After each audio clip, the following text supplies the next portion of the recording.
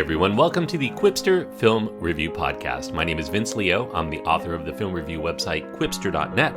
I invite you to check out over 4,000 of my written reviews. You can read there anytime. Quipster.net is where to go. QWIPSTER.net. I also want to let you know that there is a companion podcast to this that covers specifically films of the 1980s. It is called Around the World in 80s Movies. Do a search for it wherever you're listening to this right now, and you'll probably find it. Today we're going to be looking at a thriller with a little bit of suspense and mystery and horror even thrown in. It is called Greta. It's a new movie from Neil Jordan, who directs and co-writes the screenplay along with Ray Wright. The main stars of the film are Grace Moretz and Isabelle Huppert. Maika Monroe gets a sizable supporting role. Colm Fiore, Jeff Hiller, and Stephen Ray are also in the film. This is an R-rated film. It does have some violence and disturbing images, and the runtime is an hour and 39 minutes. Now, although the film is called Greta, and it was originally titled The Widow in screenplay form, Grace Moretz's character, who's a young waitress named Frances McCullen, she's the one we follow most. She's newly relocated to New York City from Boston, although you would think that given her naivety when it comes to protecting herself in a big city that she came from Mayberry and not another big city. But anyway, she's in New York after losing her beloved mother to cancer. Now, Frances happens to be a little bit too nice, maybe a little too accommodating for her roommate Erica's tastes, Erica being played by Maika Monroe. Erica thinks that Frances is going to get taken advantage of by the worst that the Big Apple has to offer. And that niceness does come into play when Frances ends up finding a lost purse that's sitting on a seat in her subway car, and that prompts her to return it to its rightful owner. That owner happens to be a mature Parisian widow who's living in Brooklyn named Greta Hideg. Now, a little bit of foreshadowing here. Hideg in Hungarian, I looked this up, means cold or icy or chilling. Now, the two become friends, and that fills a niche in each other's lives. Frances finds a surrogate for her mother in her time of grief, and Greta finds within Frances a surrogate daughter for the one that is no longer living in her vicinity. Frances says she's like chewing gum. She tends to stick around. That's music to Greta's ears. However, something does feel amiss in the relationship that causes Frances to try to end it, and the less than stable Greta does not seem to be taking that separation well. There's way more to the story than that, but I won't get into it because, it's a suspense movie, so you have to go with the twists and turns without knowing too much. Neil Jordan, he's in the director's chair for the first time in 7 years here. He was writing some books, worked on a couple of TV shows in the interim. Here he is capturing more of those themes that he enjoys in many of his films: seclusion, isolation, personal disconnect, unspoken desires. He has a special emphasis on non-traditional companionship, definitely evident here. Greta explores the darker side of those feelings when two of those lonely people finally make a strong connection, and then one of those individuals becomes so repulsed with the other, yet the other cannot seem to let go without getting that feeling that they've longed for back in their lives. This is a semi-novelty in its exploration into the terrifying example of stalking. Here we have the stalker is a woman of another woman, sort of like the relationship between the two women in the Judi Dench and Cate Blanchett drama, Notes on a Scandal. However, this one takes the genre more into the realm of a thriller. It's kind of bordering on a black comedy horror film as well, a little bit akin to Hitchcock's Psycho. Psycho also featuring the theme of an unstable and suffocating mother who does not want to share or let her offspring go. There have been other films about female stalkers, to be sure. Play Misty for Me is one I can think of right off the bat. Fatal Attraction, which was very much like Play Misty for Me. The Hand That Rocks the Cradle, kind of like Fatal Attraction. At least a dozen or two others over the last several decades have come out. Many of those stalkers are there because they were in an affair with a married man. However, females can even obsess over other females, either rivals or objects of envy. You find that in Single White Female, or in the more comedic turn, just recently, Ingrid Goes West. Greta plays in a familiar playground. It does try to find a few new nooks and crannies to explore, but the distinction between art and artifice is too pronounced in seeing how far the genre can be pushed, and the tension and intrigue do begin to suffer as a result. Now, it's in that exploration of a mother figure that Jordan does try to find the repulsion. Mothers are supposed to be caring and nurturing and givers of life, at least that's how we tend to envision them. But the mother figure in Greta grows dependent on the symbiotic relationship between mother and daughter, to the point where she cannot handle the thought of rejection and isolation again after experiencing a certain closeness, especially when she knows that Frances is what she needs, and that she knows she's also what Frances has been yearning for as well.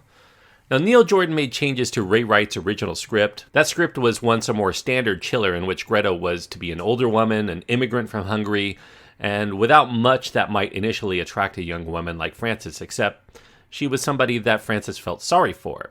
That changes here. Huppert signed on for the role. Jordan ended up rewriting the character to play more towards certain qualities that he felt that Huppert uniquely evokes, including a taste in fashion and food and wine and music that would be more of the kind of persona of a sophisticated Parisian, although with a Hungarian twist here, that Greta may have either had all along or had been trying to evoke artificially by passing off as something that really she had not ever been, something that she could use to essentially seduce a much younger woman to want to trust in or perhaps try to emulate her. As presented, however, the story does go far into making Greta into a borderline witch figure, as you might find in an old fairy tale. Some comparisons here to Bluebeard. That's more so than as someone that you could legitimately encounter in the real world of New York City. Now, there is a sense of the familiar in the story of Greta. There are cinematic sources that lie beyond the macabre fairy tale leanings. Diabolique, the one from the 50s anyway, that's an example of the tone Jordan seems to be striving to maintain, along with Roman Polanski's Repulsion, which has its illness occurring inside an apartment. You can toss in plot elements of Hitchcock's Psycho, as I mentioned, especially in the theme of motherhood and captivity, and also the 1988 Dutch chiller known as The Vanishing, or Spoorloos, that involved a trap and a climax involving severe claustrophobia. Now, in the end, we learn that the darkest side of love leads to confinement, of wanting always to possess the other, even if it requires taking sinister steps to achieve that possession, and if not possession, then destruction. Along those lines, Jordan and cinematographer Seamus McGarvey do a wonderful job in showing the progression of that confinement, starting off with expansive shots of the city, clear and free, while Frances's personal space seems to be getting smaller around her as the film progresses and she feels more confined. The colors and the lighting also change from the more realistic in appearance to more dark and baroque as the story goes full tilt toward the grotesque in its climax. And the problem with setting up Greta as a modern thriller is that Neil Jordan, as a filmmaker, is inherently classical in his approach. He's far more reverent to movies that were made around the mid-20th century than he is of most of what has come out in the genre within the last 40 years. And certainly, he's not all that concerned about what everyone else is doing today. It definitely doesn't feel like it fits in with the world of cinema today. Not that he really needs to, but by trying to be relevant and chic to audiences that are of Chloe Grace Moretz or Maika Monroe's generation, and still trying to play in the same sandbox crafted by the likes of Hitchcock and Clouseau and Polanski, the tone ends up being a little bit off until it finally breaks down when its narrative finally bites off more than it can chew in terms of exploring its titular character's methods and madness. So by the end, we're left with a feeling of not knowing what to feel about this movie that wants us to explore these themes seriously while also trying to take it as a fun time exploring genre. The result is camp instead of terror due to its absurdity, and yet the build-up never really establishes its pocket universe early on as a place where such absurdity can and would happen. This is a B-movie with art house sensibilities, and it ends up being akin to watching a chef prepare what looks like will be an incredible filet mignon, and then what you actually get served seems more like a sloppy Joe. The music in this film does give some clues early on as to Greta's state of mind. Before we ever meet her, we're listening to a song on the soundtrack. It's a 1963 cover song from Julie London called Where Are You? And that gives us an eerie clue that there's a search for someone involved, though we don't know yet who or why. When Greta plays the piano, she pays allegiance to a certain heritage by choosing a Hungarian composer, Franz Liszt, rolling out Liebestraum No. 3, which means dreams of love, and that fits in nicely with the theme of the film. Greta isn't exotic, but she's also a mixed-up fraud, and that adds layers to her personality that repulses the ingenue Frances, who thinks that she's found something real initially, only to realize that she has no idea what she's getting into, and subsequently wants out before she ever really finds out. Greta here is kind of like the person who's been single for so long because they have nothing inherently attractive about themselves, so they end up concocting and adopting a slew of interests and talents that they don't naturally possess in order for someone to get close enough to them emotionally to hopefully not care that they've only been pretending to be that alluring and exciting person, at least long enough for the object of their desires to not easily disentangle themselves later. The use of cell phones in this film does serve as an interesting narrative device. It's both a way to stay disconnected to the people around you while also trying to stay connected easily with the people you want to maintain a connection to, even if it is a connection that isn't exactly personal in a physical proximity kind of way. For Greta, she uses the phone in order to actually make an early connection with Frances. She pretends she doesn't really know how to use it, and the helpful Frances can only feel obliged to assist with that task. However, cell phones are also a means for further isolation. There is not the touch or the freedom of in-person conversation or the eye contact. Even those with a lot of friends on social media can feel completely isolated from the world at large without access to the phone they've come to regard as this pacifier for their own feelings of loneliness, especially when everyone around them is looking into their own phones for their own connections, making them, at least during those times when they're out in public, seem unapproachable to somebody just wanting to come and speak to somebody in person. And Greta is keenly aware of this dynamic. In a key scene, she becomes a customer in a restaurant that Frances is working in. She knows that Frances can't hide from her there, and she has to even have a conversation with her as a customer, a personal connection, even if it is an awkward one. Now, after some reveals that Greta is a fraud and a bit off her rocker, all of a sudden, we have some very smart people doing some very dumb things in this movie.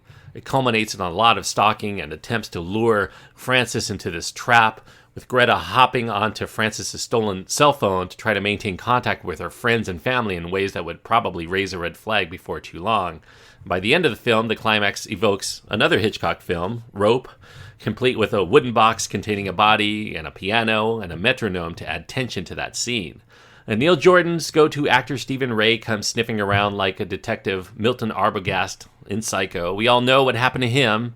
Stephen Ray plays a friend of Frances's family and an investigator, yet his disappearance does not alert any more visitors to the house. And the finale of the movie, without spoiling it, it's absolutely preposterous to believe for a variety of reasons, and it dissolves any shred of credibility that Jordan had carefully been cultivating through the first half of the film into a meaningless territory.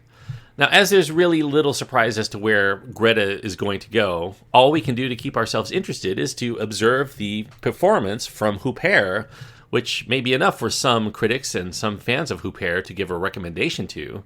Now, for those who've never really been exposed to Huppert, this might seem a lackluster performance and not worthy of accolades initially, but you have to give her the benefit of the doubt here. Once you see the film, you'll know that her character is herself an actress.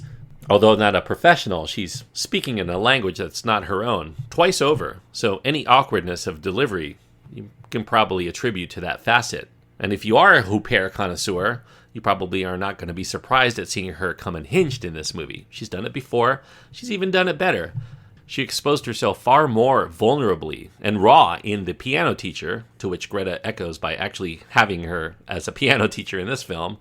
And she's been more menacing before, for instance, recently in her Academy Award-nominated role in Elle. And while Greta is a film that's rife with potential themes, where it errs is in trying to have its cookies and eat them too. Neil Jordan sets the story in the perceptible real world, and then tries to build this campy fable on top of it, while also trying to make a film that is both artistic as well as a commercial hit. And unfortunately, these are all great tastes that don't exactly taste great together, if the recipe is just not right. And while Jordan has made his share of notable and acclaimed films in the past, his grasp on what it takes to play audiences like a piano falls significantly short of Hitchcock, who created the art and the techniques for which he created his entertainment. Regardless of how many times the piano teacher within the film tries to show Frances how, the notes just don't seem to come as easily. Jordan here, he probably either needed to embrace the madness or to dissect it, but he fumbles instead of juggles the too many balls that he's launched into the air by the end.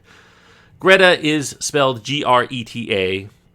Initially, that title looks like it could be Great if you're looking at it from afar, but once you get close enough, you'll find that it goes in the opposite direction of where it should toward the end, and maybe that's why it's called Greta and not Great. My ultimate feeling toward the film is, as Greta herself says in the film when she gets a Chablis in a key restaurant scene and says to Frances, "It's like you, it promises a lot and then disappoints." It's pretty much Greta in a nutshell. We deserve better, especially when you're going to get this cast and this director.